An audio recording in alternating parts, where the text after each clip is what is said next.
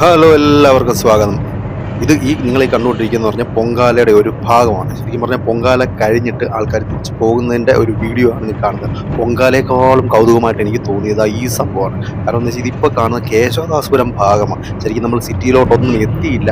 അതിനു മുമ്പ് കേശവദാസപുരം, നാലാഞ്ചിറ, ഇപ്പോൾ മണ്ണന്തല വരെ എത്തിയിട്ടുണ്ട്. കഴിഞ്ഞ രണ്ട് വർഷം മുമ്പ് നാലാഞ്ചിറ, മണ്ണന്തല ആ ഭാഗത്തോട്ട് എത്തിയെങ്കിലും ഒരുപാട് ആൾക്കാർ അവിടോട്ട് വന്നു തുടങ്ങിയത്. പക്ഷേ ഇത്തവണ ശരിക്കും ഇഷ്ടം പോലെ ആൾക്കാരുണ്ട്.